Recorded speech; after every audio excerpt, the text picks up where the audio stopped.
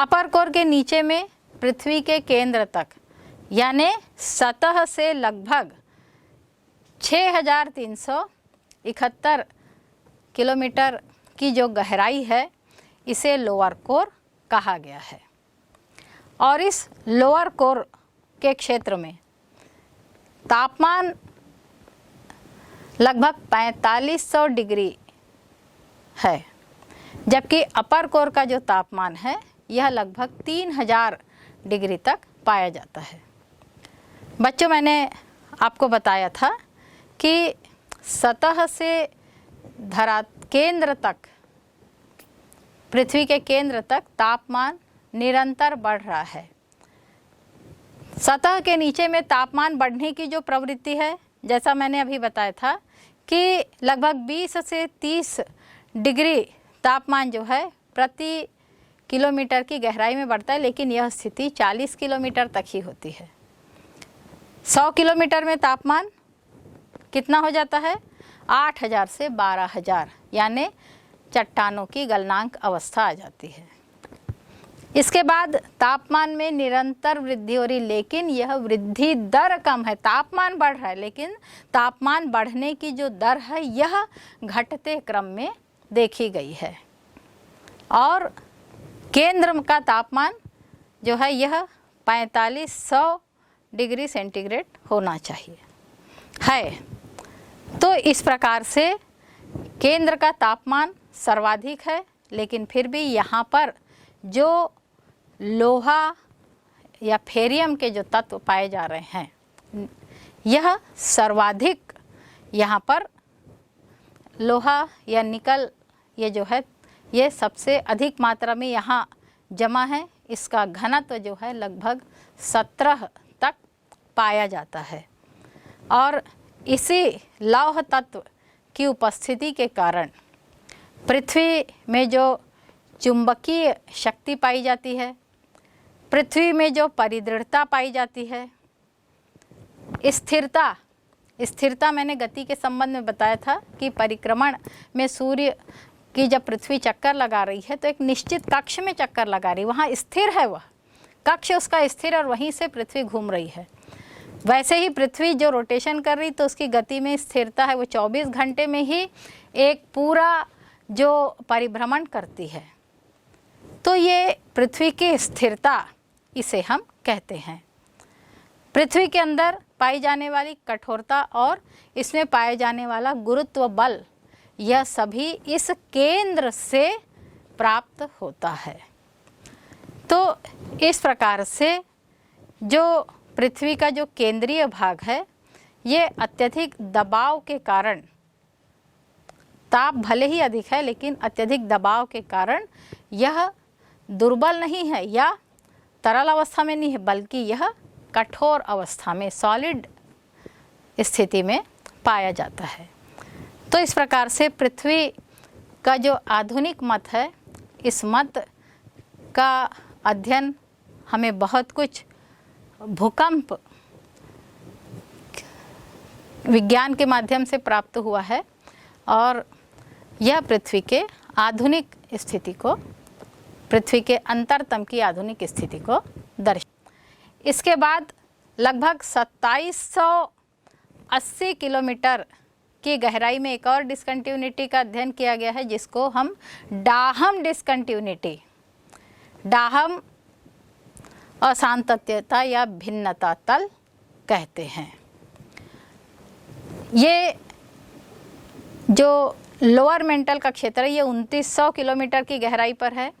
2900 kilometre के कुछ ऊपर का जो क्षेत्र है यह पूरी तरीके से सॉलिड नहीं है, बल्कि यह सेमी सॉलिड हम इसे कह सकते हैं, या स्लरी की भांति है, एक लद्दी जैसा दलदल होता है ना, उस प्रकार की स्थिति यहाँ पर पाई जाती है। और इस क्षेत्र में जो डिस्कंटिन्यूटी है इसे गुटनबर्ग डिस्कंटिन्यूटी कहते हैं। बच्चों, मैंने यहाँ पर कहा गुटनबर्ग डिस्कंटिन्यूटी, और इसके पहले मैंने लगभग 100 से 200 किलोमीटर की गहराई में एक चैनल का उल्लेख किया, इसका भी नाम गुटनबर्ग का है। तो दोनों में अंतर है, एक चैनल है और एक जो है यह डिसकंटिन्यूटी या भिन्नता तल यहाँ पर है।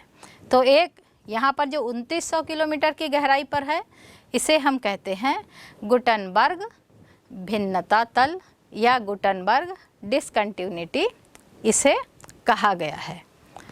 2900 किलोमीटर की गहराई के बाद जो निचला हिस्सा होता है यह कोर कहलाता है।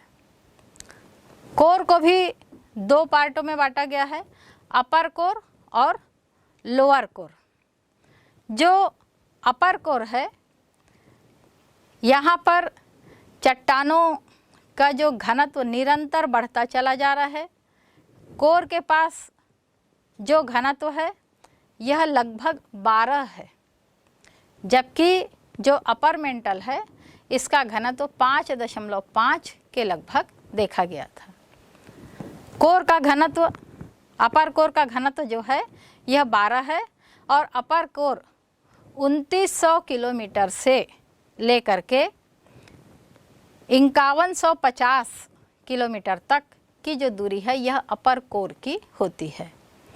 अपर कोर के नीचे में पृथ्वी के केंद्र तक यानी सतह से लगभग 6371 किलोमीटर की जो गहराई है इसे लोअर कोर कहा गया है। और इस लोअर कोर के क्षेत्र में तापमान लगभग 4500 डिग्री है, जबकि अपर कोर का जो तापमान है यह लगभग 3000 डिग्री तक पाया जाता है। बच्चों, मैंने आपको बताया था कि सतह से धरा केंद्र तक, पृथ्वी के केंद्र तक तापमान निरंतर बढ़ रहा है। सतह के नीचे में तापमान बढ़ने की जो प्रवृत्ति है, जैसा मैंने अभी बताया था कि लगभग 20 से 30 डिग्री तापमान जो है प्रति किलोमीटर की गहराई में बढ़ता है, लेकिन यह स्थिति 40 किलोमीटर तक ही होती है। 100 किलोमीटर में तापमान कितना हो जाता है? 8000 से 12000, यानी चट्टानों की गलनांक अवस्था आ जाती है। इसके बाद तापमान में निरंतर वृद्धि हो रही, लेकिन यह वृद्धि दर कम है। तापमान बढ़ रहा है लेकिन तापमान बढ़ने की जो दर है यह घटते क्रम में देखी गई है। और केंद्र का तापमान जो है यह 4500 डिग्री सेंटीग्रेड होना चाहिए है। तो इस प्रकार से केंद्र का तापमान सर्वाधिक है, लेकिन फिर भी यहाँ पर जो लोहा या फेरियम के जो तत्व पाए जा रहे हैं यह सर्वाधिक यहाँ पर लोहा या निकल ये जो है ये सबसे अधिक मात्रा में यहाँ जमा है। इसका घनत्व जो है लगभग 17 तक पाया जाता है। और इसी लौह तत्व की उपस्थिति के कारण पृथ्वी में जो चुंबकीय शक्ति पाई जाती है, पृथ्वी में जो परिदृढ़ता पाई जाती है, स्थिरता मैंने गति के संबंध में बताया था कि परिक्रमण में सूर्य की जब पृथ्वी चक्कर लगा रही है तो एक निश्चित कक्ष में चक्कर लगा रही है, वहाँ स्थिर है, वह कक्ष उसका स्थिर और वहीं से पृथ्वी घूम रही है। वैसे ही पृथ्वी जो रोटेशन कर रही तो उसकी गति में स्थिरता है, वो 24 घंटे में ही एक पूरा जो परिभ्रमण करती है। तो ये पृथ्वी की स्थिरता इसे हम कहते हैं।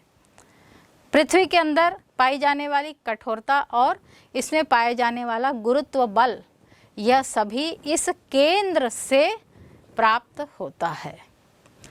तो इस प्रकार से जो पृथ्वी का जो केंद्रीय भाग है ये अत्यधिक दबाव के कारण, ताप भले ही अधिक है लेकिन अत्यधिक दबाव के कारण यह दुर्बल नहीं है या तरल अवस्था में नहीं है, बल्कि यह कठोर अवस्था में सॉलिड स्थिति में पाया जाता है। तो इस प्रकार से पृथ्वी का जो आधुनिक मत है, इस मत का अध्ययन हमें बहुत कुछ भूकंप विज्ञान के माध्यम से प्राप्त हुआ है और यह पृथ्वी के आधुनिक स्थिति को, पृथ्वी के अंतरतम की आधुनिक स्थिति को दर्शाता है। बच्चों, ज्वालामुखी जैसा मैंने अभी उल्लेखित किया है कि जहाँ पर 1200 डिग्री टेम्परेचर तक तापमान पहुँच रहा है, यानी चट्टानों के गलनांक की अवस्था आ गई है, तो कुछ क्षेत्र ऐसा होगा जहाँ पर चट्टानें पिघली अवस्था में हो सकती है और इस क्षेत्र को मैग्मा भंडार या मैग्मा चेंबर के नाम से संबोधित किया जाता है। यहीं से ज्वालामुखी का उद्गार होता है और ज्वालामुखी के उद्गार के समय जो लावा निकलता है वो बहुत तप्त, ऐसा लग रहा है कि आग पृथ्वी के भीतर से निकल रही है। तो ये जो आग उगलती पृथ्वी का कोई क्षेत्र, कोई केंद्र दिखाई देता है तो उसको हम ज्वालामुख कहते हैं और वहाँ से जो लावा निकल रहा है वो इतना तप्त है कि आग की भांति दिखाई देता है, तो उसे हम ज्वालामुखी कहते हैं।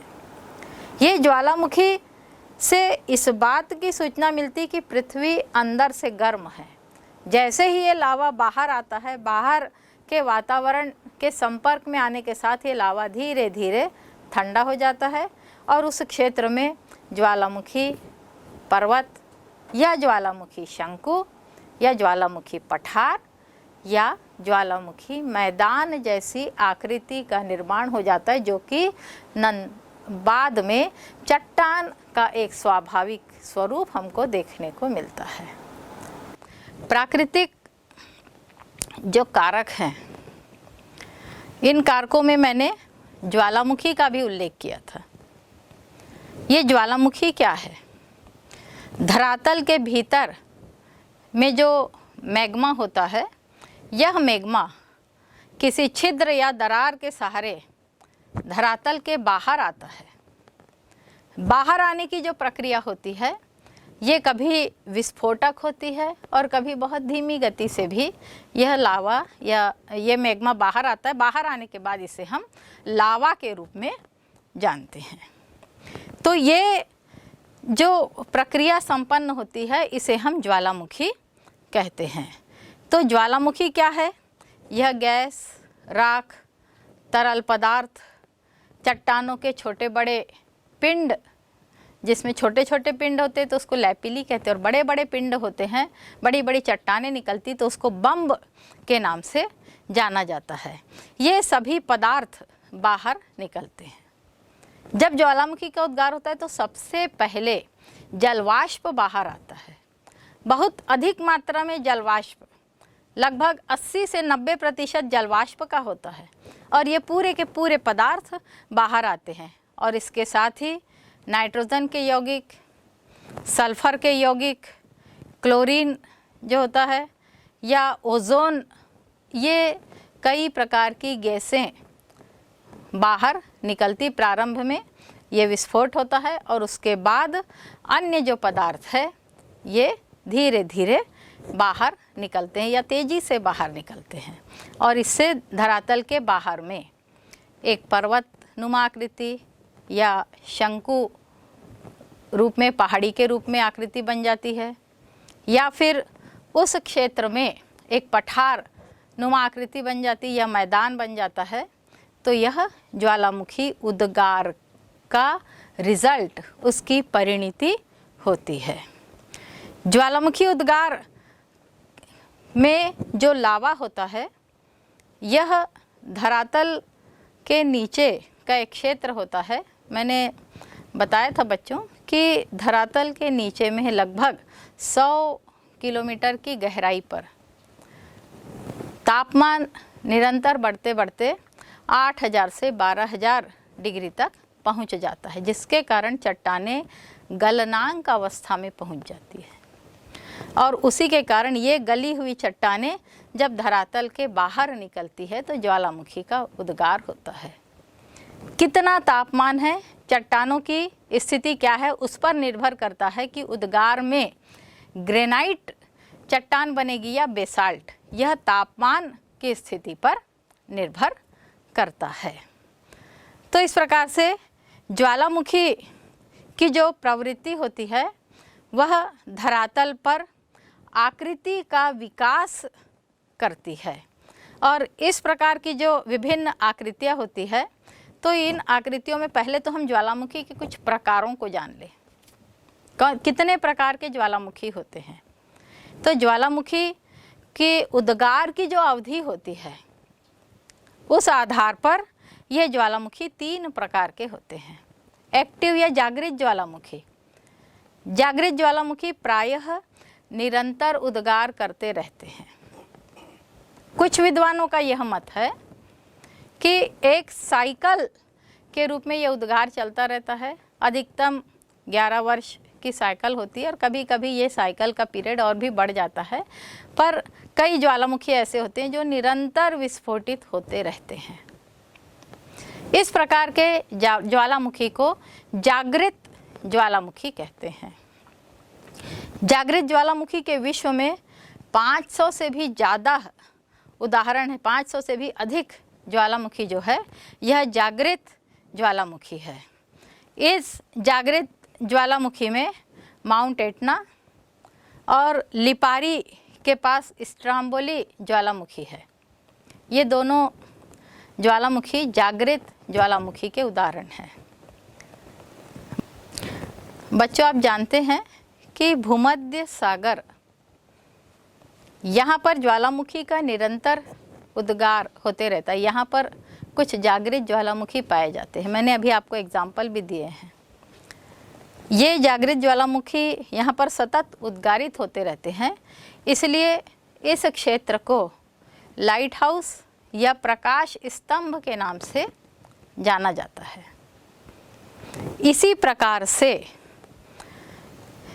जो प्रशांत महासागर के चारों तरफ यहाँ पर भी ज्वालामुखी का सतत उद्गार होते रहता है और इसलिए इस क्षेत्र को अग्निवृत्त या रिंग ऑफ फायर के नाम से जाना जाता है। तो ये जागृत या एक्टिव जो ज्वालामुखी है उसके उदाहरण हैं। दूसरा जो ज्वालामुखी है इसे हम सुषुप्त ज्वालामुखी कहते हैं। लंबे समय के बाद अचानक कभी उद्गार होता है और फिर लंबे समय तक शांत हो जाता है। तो इस प्रकार के जो ज्वालामुखी है इसमें विसुवियस और क्राकाटोवाइस के एग्जाम्पल को बताता है। तीसरे ऐसे ज्वालामुखी जिसको हम शांत या मृत ज्वालामुखी कहते हैं, जो एक बार कभी उद्गारित हुए थे लेकिन अब वहाँ पर उद्गार की कोई संभावनाएं नहीं है। लाखों वर्ष हो गए हैं लेकिन अब यहाँ पर कोई उद्गार नहीं हुआ है। तो इस प्रकार के ज्वालामुखी शांत ज्वालामुखी कहलाते हैं। इस प्रकार की ज्वालामुखी में पोपा, कोह सुल्तान, दिम्वत ज्वालामुखी, ये सभी इसके उदाहरणों को प्रस्तुत करता है। ज्वालामुखी में उद्गार की जो स्थिति बनती है, अर्थात उद्गार जब किसी छोटे छिद्र से होता है तो उसे केंद्रीय उद्गार कहते हैं, सेंट्रल इरप्शन कहा जाता है।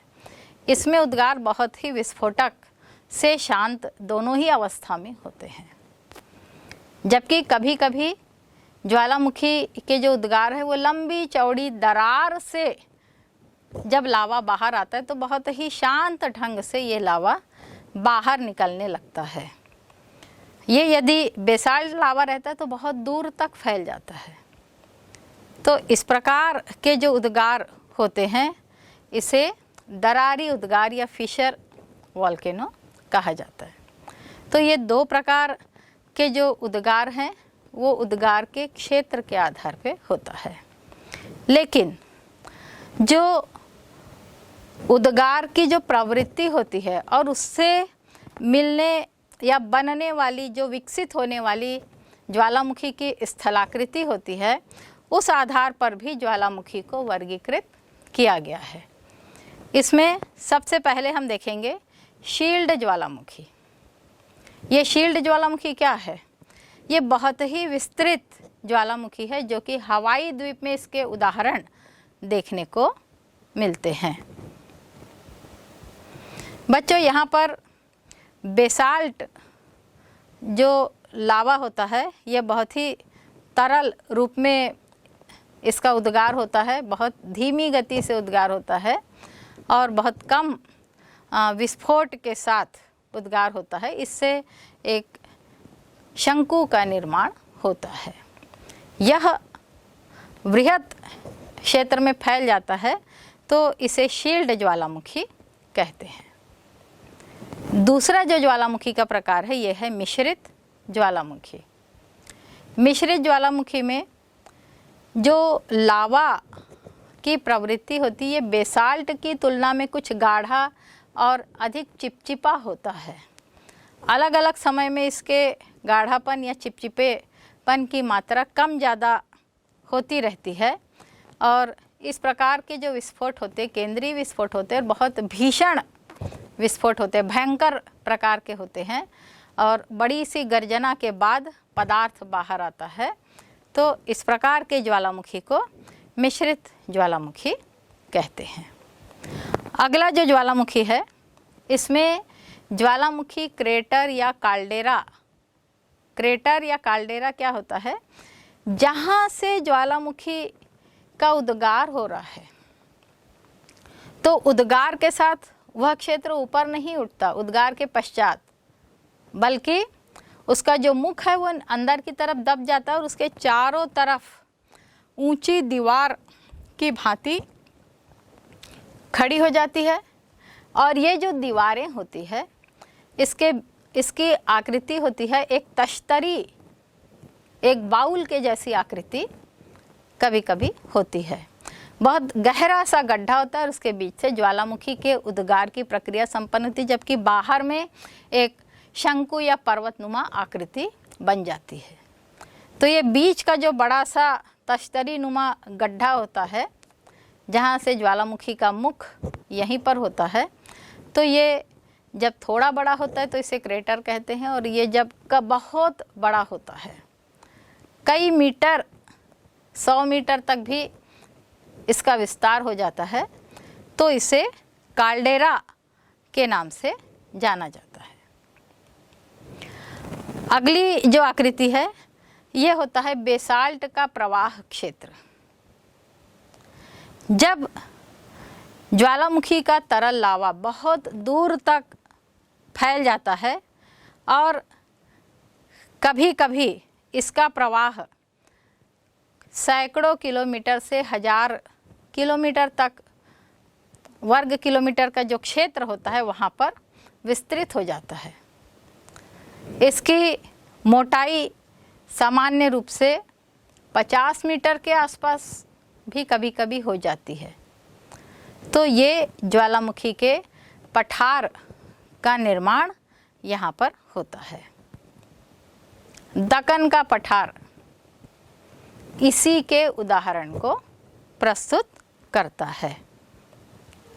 ज्वालामुखी न केवल धरातल पर बल्कि महासागरों में भी विस्फोटित होते रहते हैं और इसके कारण महासागरों में कई लंबे चौड़े कटकों का निर्माण हुआ है। यदि सभी महासागरों के कटकों का आकलन किया जाए तो लगभग 70,000 किलोमीटर से भी अधिक लंबे कटकों का विकास ज्वालामुखी उद्गार के माध्यम से हुआ है। इस कटक का जो मध्यवर्ती भाग है यहाँ से उद्गार निरंतर होते रहता है। इस प्रकार के जो कटक का बहुत ही सुंदर उदाहरण अटलांटिक महासागर का मध्यवर्ती कटक है। यह मध्यवर्ती कटक पूरे अटलांटिक महासागर में उत्तर से दक्षिण तक लगभग इस आकार में फैला हुआ है। यह कटक ज्वालामुखी उद्गार से निर्मित कटक या जैसे हम धरातल पर जिसे पर्वत कहते हैं ऐसे ही पर्वतनुमा आकृति महासागर के भीतर बन गई है।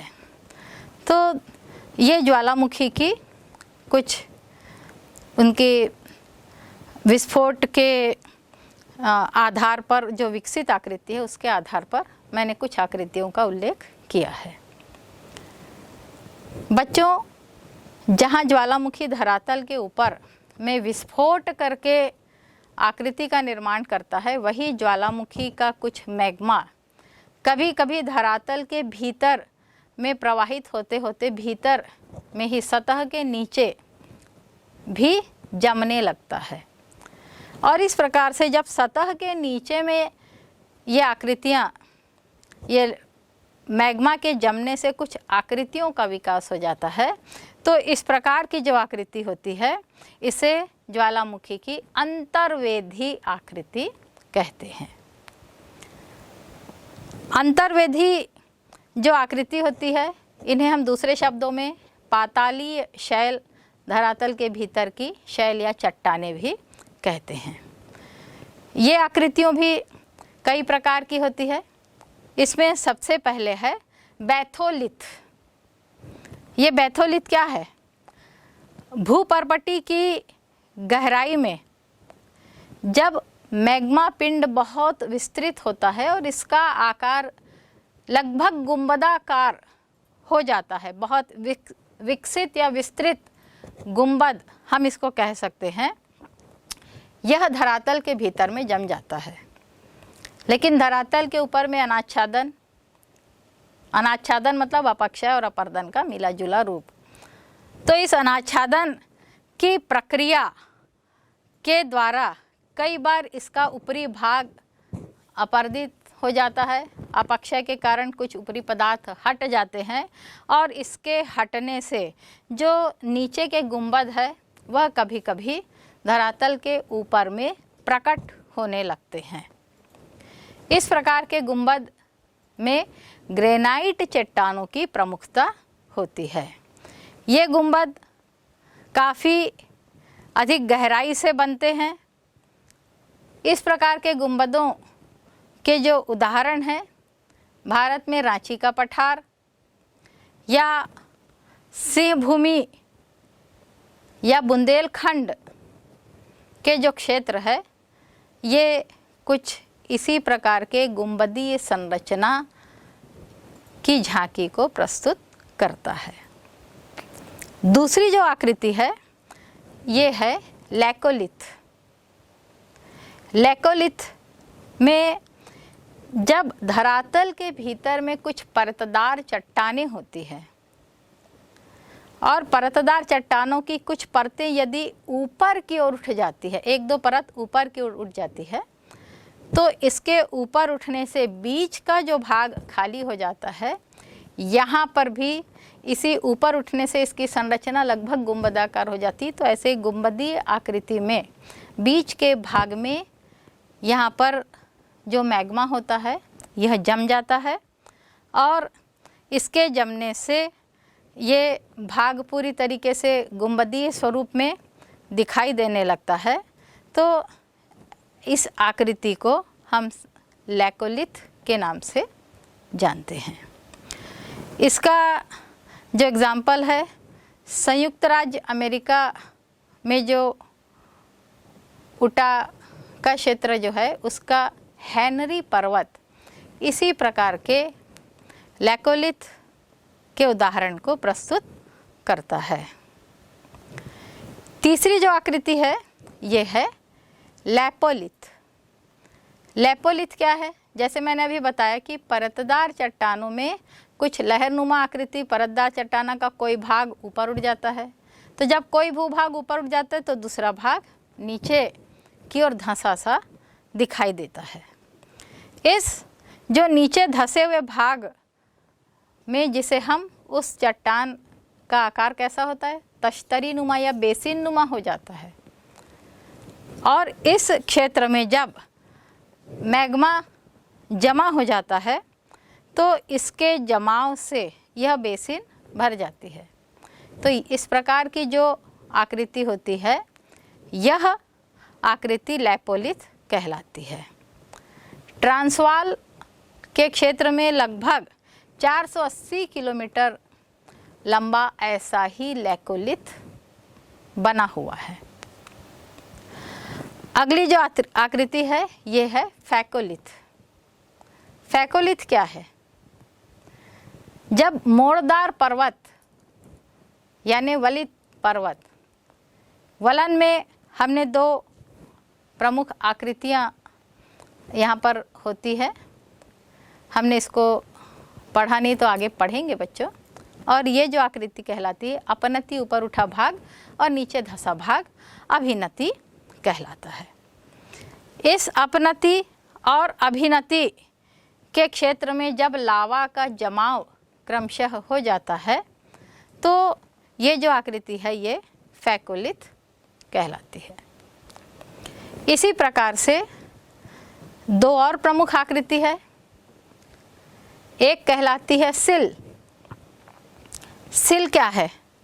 जब चट्टानों की जोड़ों पे या चट्टानों के तहों के बीच में यदि जगह खाली रहती है तो इस क्षेत्र में लावा का जमाव हो जाता है और ये जो जमा हुआ लावा है यह इस क्षेत्र में चपटा होता है तो सिल की आकृति का निर्माण करता है। ये जो सिल है भारत के कोयला क्षेत्र जिसमें रानीगंज और झरिया का जो क्षेत्र है यहाँ पर कोयले की परत के ऊपर में ऐसे सिल की आकृति देखने को मिलती है। इसी प्रकार के इंग्लैंड में जो बिन का क्षेत्र है यह एक विस्तृत सिल है जिसमें 100 मीटर मोटी एक परत जमा हो गई है जो कि 80 किलोमीटर के क्षेत्र में फैल गई है। तो यह आकृति सिल कहलाती है। अगली जो आकृति है इसे हम कहते हैं डाइक। डाइक क्या है? जब चट्टानों के बीच में जो गैप होता है यहाँ पर खड़ी प्रकार में चट्टानों की भांति मैग्मा का जमाव खड़ा खड़ा हो जाता है पृथ्वी के भीतर में, तो इसे हम डाइक के नाम से जाने जाते हैं। ये दो चट्टानों के बीच में खड़ी आकृति दीवार की भांति दिखाई देती है और ये सभी ग्रेनाइट चट्टानों का उदाहरण है। डाइक के कई एग्जाम्पल भारत में देखने को मिलते हैं, जैसे झांसी के पास छतरपुर के क्षेत्र में खजुराहो के चारों तरफ जो ऊंची पहाड़ियां हैं ये खड़ी खड़ी ग्रेनाइट की पहाड़ियां हैं जो कि डाइक का ही एग्जाम्पल प्रस्तुत करती है। इसी प्रकार से सिंहभूमि का क्षेत्र है, यहाँ पर डोलोराइट प्रकार की डाइक देखने को मिलती है। कभी कभी डाइक का जो आकार होता है यह वृत्ताकार या छल्ले के समान दिखाई देता है। इस प्रकार की जो डाइक है ये क्षेत्र जो है वो तालिया के पठार में ऐसे छल्ले नुमा डाइक की आकृति भी देखने को मिलती है। तो बच्चों ये जो प्रमुख 6 आकृतियाँ थी ये ज्वालामुखी से निर्मित अंतर्वेधी आकृति या अंतर धरातल के अंदर में बनने वाली स्थलाकृतियाँ है। बैथोलिथ। ये बैथोलिथ क्या है?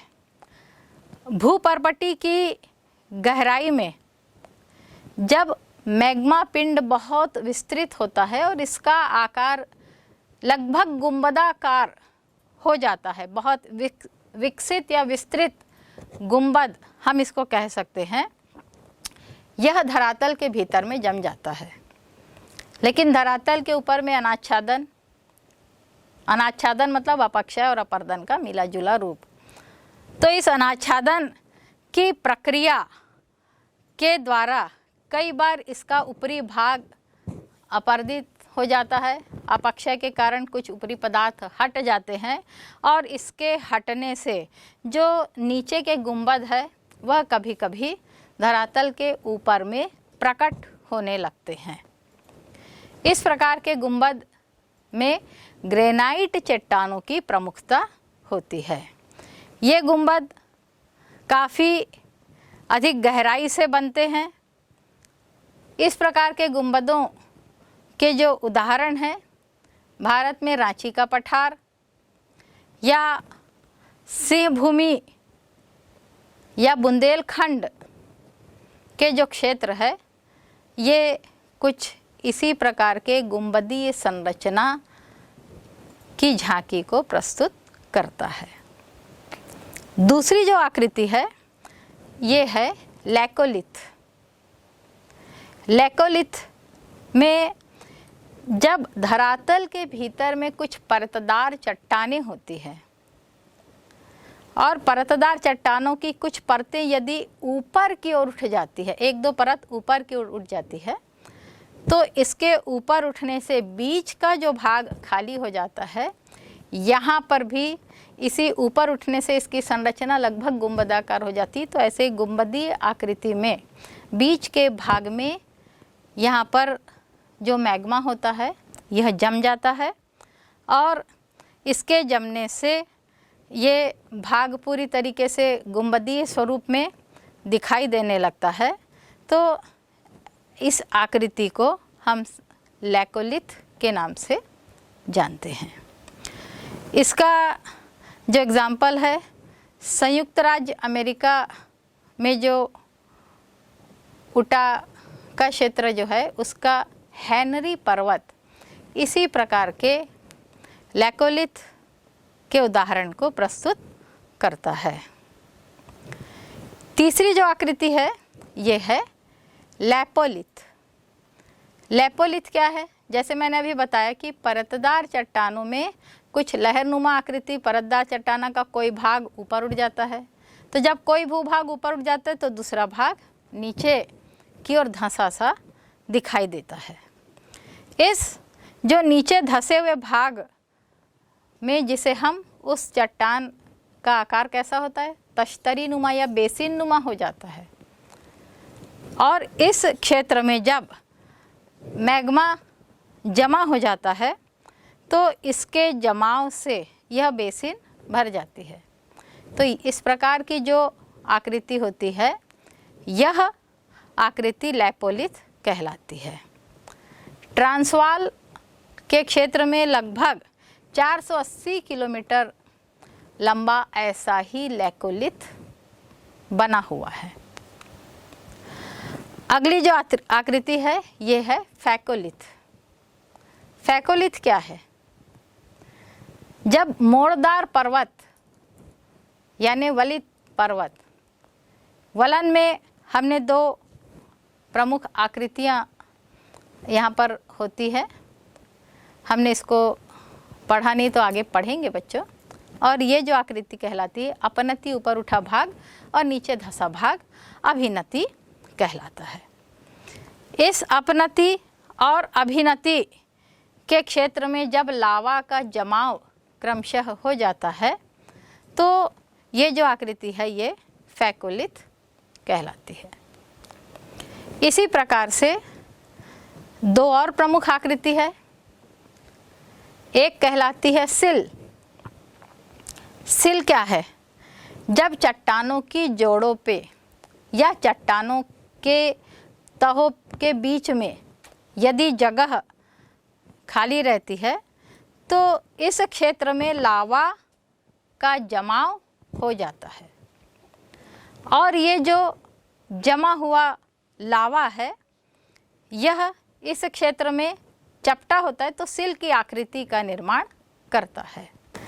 ये जो सिल है भारत के कोयला क्षेत्र जिसमें रानीगंज और झरिया का जो क्षेत्र है यहाँ पर कोयले की परत के ऊपर में ऐसे सिल की आकृति देखने को मिलती है। इसी प्रकार के इंग्लैंड में जो बिन का क्षेत्र है यह एक विस्तृत सिल है जिसमें 100 मीटर मोटी एक परत जमा हो गई है जो कि 80 किलोमीटर के क्षेत्र में फैल गई है। तो यह आकृति सिल कहलाती है। अगली जो आकृति है इसे हम कहते हैं डाइक। डाइक क्या है? जब चट्टानों के बीच में जो गैप होता है, यहाँ पर खड़ी प्रकार में चट्टानों की भांति मैग्मा का जमाव खड़ा खड़ा हो जाता है पृथ्वी के भीतर में, तो इसे हम डाइक के नाम से जाने जाते हैं। ये दो चट्टानों के बीच में खड़ी आकृति दीवार की भांति दिखाई देती है और ये सभी ग्रेनाइट चट्टानों का उदाहरण है।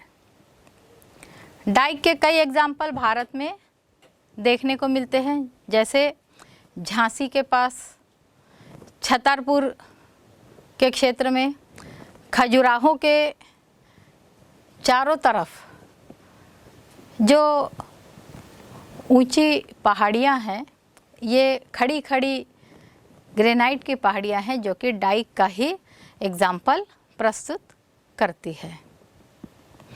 इसी प्रकार से सिंहभूमि का क्षेत्र है, यहाँ पर डोलोराइट प्रकार की डाइक देखने को मिलती है। कभी कभी डाइक का जो आकार होता है यह वृत्ताकार या छल्ले के समान दिखाई देता है। इस प्रकार की जो डाइक है, ये क्षेत्र जो है वो तालिया के पठार में ऐसे छल्ले नुमा डाइक की आकृति भी देखने को मिलती है। तो बच्चों, ये जो प्रमुख 6 आकृतियाँ थी, ये ज्वालामुखी से निर्मित अंतर्वेधी आकृति या अंतर धरातल के अंदर में बनने वाली स्थलाकृतियाँ है।